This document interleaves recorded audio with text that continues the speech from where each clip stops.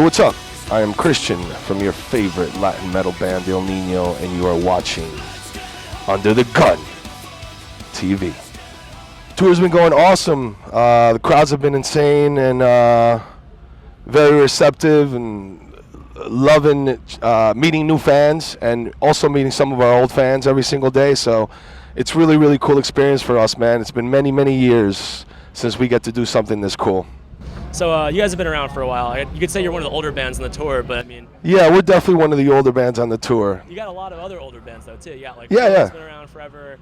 I mean, like, what's it like touring... Corpse has been around forever. Yeah. What's it like touring with, like, some older veteran bands, just, like, in this area? Like, do you ever, I mean, Mayhem Festival isn't, necessarily known for being, like, a veterans tour.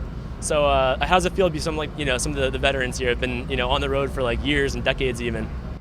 I think it's a great thing, It's certainly a mirror image of the crowd. The crowd at Mayhem Fest is not just like a 15-year-old crowd.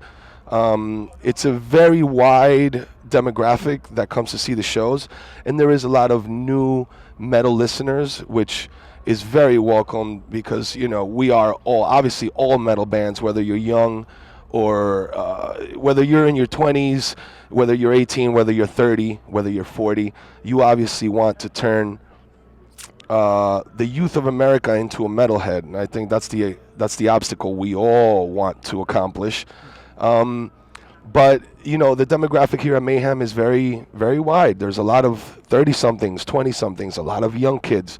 So for us, it's a great opportunity because we get to reintroduce ourselves to some of our older fans, and we also get to make a lot of new fans that have never heard of the band. We kind of been away from the American touring scene for like 6-7 years, so that in itself is a long time, and we're kind of like reintroducing ourselves, but still we still have a lot of our old fans showing up, and it's just a blessing. We're blessed to be out here, and big thank you to John Reese for having us out here, and also obviously Tony and Victory Records. So this is the I think you said earlier there's like the 3.5 weeks been out here on Mayhem, right?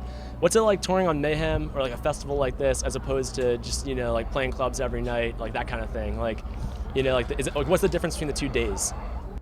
Well, obviously the audiences are a lot bigger. In a club you're a lot more contained, and depending on the tour you're on, you could be, playing to 500 kids or playing to 5,000 kids, depending on the size of the club.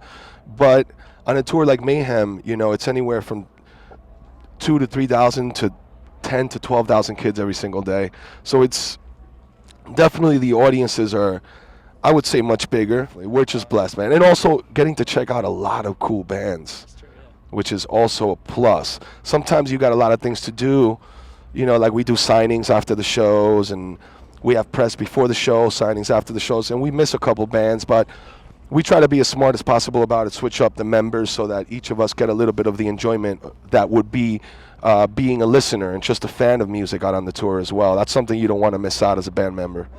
I wasn't too familiar with King 810, which I think is kind of cool. I think they, watch them coming in. Yeah. I think they have a really cool original sound. You could tell when it's them playing, and I'm very much for the original evolution of music, so I'm kind of digging their sound and their approach, even though it's a little bit unconventional to what most metal may be doing now, but I think it's super fucking cool. Also, another band that I wasn't too familiar with was Miss May I, which I think is a really, really cool band. Those guys are rocking every single day. The Suicide Silence guys are killing it every day. We did touring with them in Australia, which was awesome. The Korn guys are killing it every day. Body Count, Cannibal Corpse, Emure, we've toured with them. Upon a Burning Body, I didn't get to see them before this tour, and I think they kick ass as well. You have a new album out last week, right? On July 22nd. You want to tell us a little bit about that? Yeah, the record is called Till Death La Familia, and it's pretty much the same kind of jungle groove, jungle rhythm that we've always driven the backbone of El Niño with. But it has a little bit more of a modern approach to it. The guys in the band wrote some really killer songs. And I think in the lead up to the writing of the music, we all wanted to kind of push the envelope a little bit more. We didn't want to feel, we didn't want to get too comfortable. You know, it's sometimes as a musician, it's very easy to just go back and make an album that sounds exactly like another album you made already.